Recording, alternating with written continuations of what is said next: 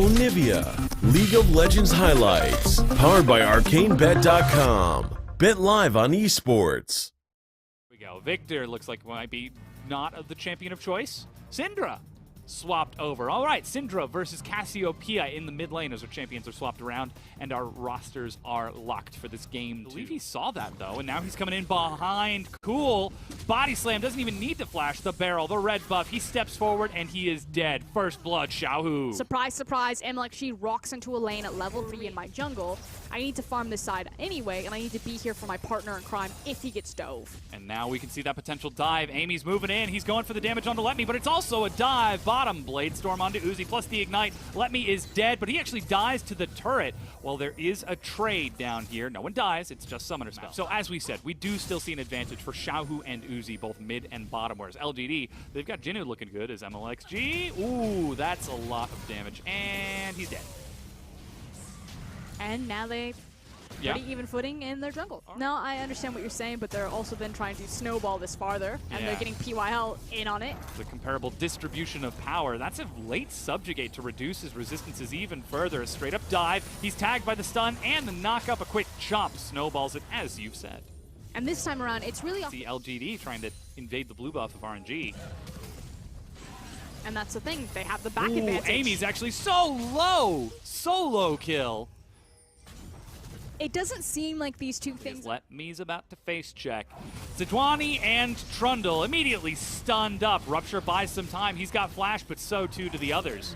A chomp locks him down. It's 3-0 on Amy. And this is the side of LGD that gets the team, because they are rather creative, and they are actually very strong with their vision game. Ooh, flash, cask, body slam, 1, 2, 3, miasma. Xiaohu kills Cool in revenge. I give up. Actually, deep vision, so they can open up safety for Trundle. And like you said, priority mid lane is a part of it. Ooh, cask onto PYL. That's a grand entrance and a dash. 1, 2. Let Me's chasing. Rupture, Righteous Glory, Feast. He's got the stack. Hold on, though. He's as late as possible, using the Unbreakable after he saw the initial burst. And MLXG hops over a wall into 3 people that he saw and dies. This is RNG one after the other, just walking into their jungle blind and dying. MLXG. It's got cask and flash. There he goes. Oh, he's found PYL, but a flash gets him out of the cask on his own. Again, they turn onto the jungler of RNG. The burst is enough. He is dead. Uzi's firing across, but he's firing on the support. Turns towards Imp, gets a big crit, but not enough to kill. Cool with no ultimate. Still has a big damage threat as Uzi kites it out. Xiaohu's stunned. It's much safer, though, for Uzi to now turn around, which is why he chose to. Jinu finds the damage onto Let Me as he tries to join the fight. That's a stun onto Uzi. He heals immediately, but that's the fight from Ming. Flashes in to knock up and buy time for his AD carry. A trap onto Jinu, the Rupture, the Feral Scream, the Feast for the kill. It answers back 1 for 1. And we finally saw it, and this is what I want to talk about, how RNG's composition works in a 5v5. We all know how Cassiopeia works with an AD carry, especially a long-range one. Hello, goodbye. Yeah, PYL solo boarding. But now, double that with Cho'Gath. Here we can see that threat that you were talking about. A flash gets Cool away from MLXG as there's a flank from the side. PYL has found the tank. Uzi is in between a troll and a hard place, and he decides to take the troll way out. Subjugate onto Jinu, buys just a little bit of time. He holds onto it, turns it around now as that's a stun onto Amy. He's low, and he is dead. Still looking for the power unleashed from Cool, but he decides to back away. Moving forward, that's the blue trinket just missing. And it's getting relatively low. Half health. Ming steps in. Control ward to get vision. Knock up into the back, but a Blade Storm dodges it. Uzi sidesteps as Xiaohu Miasma. Tries to buy some time. Snare onto Let Me. Ming in the front with the Unbreakable. Here's Amy from behind. Doesn't have ult. Still gonna kite this out, and somehow, despite being a man down, Flash, they're chasing, they want the kills, but they are being scattered back time and time again, and somehow LGD's battle line crumbles. Finally, Ming goes down as Amy joins into the back. Uzi firing onto the tank will bring him down with Let Me. He turns onto PYL, who leaps to the side. A stun will force Uzi to back even further up, but MLXG has respawned. He's found Cool. He smites the Baron to aggro it, gets the kill with Let Me. A cask onto Jinu, hand delivered. Into the carry is another kill for RNG. How are they winning this? It's because of how the composition works. Yes, it was beautifully executed. Right targets, right time. But how are you going to kill Uzi? You have to go through Cassiopeia, you have to go through Cho'Gath. Even if you make it past then you have to go through the Cask and the Alistar. The comp is so cool in keeping their AD carry alive, and then it also helps when Xiaohu, when MLXG, and when... Toss from Amy is not going to catch Uzi. Even so, Uzi now has his QSS completed, so it wouldn't really have meant much. They're forcing a fight immediately afterwards. They don't want to wait for the stall. They don't want to wait for the siege. They want to take it in action. And now you can see Jinnu. He's separated from his team. PYL's got an out, but Jinnu does not. He's dropped down by MLXG. You can't go front to back. There's no way that you can walk into RNG's...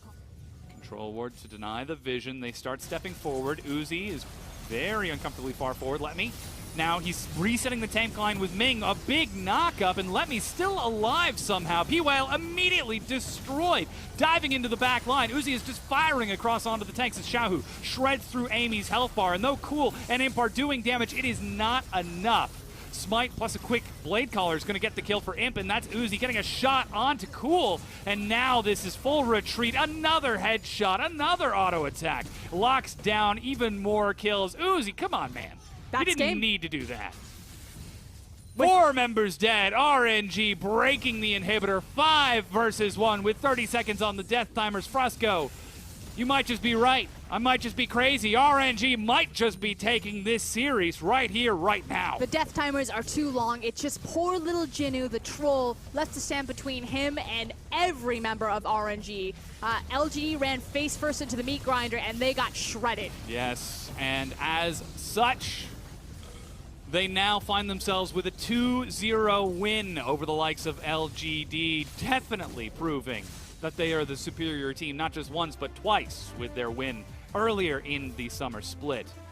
Of course, tragically for them, it does not lock in first place. OMG are still within catching distance, but it definitely makes a statement to all the other teams watching. It also means that Suning and JD have a chance now. So, Suning, you need to win here if you want to keep even and keep your playoff dreams alive. And Suning, now that... JD. Excuse me, yes, JD. Suning, now that LGD have lost, have a chance to make it to playoffs.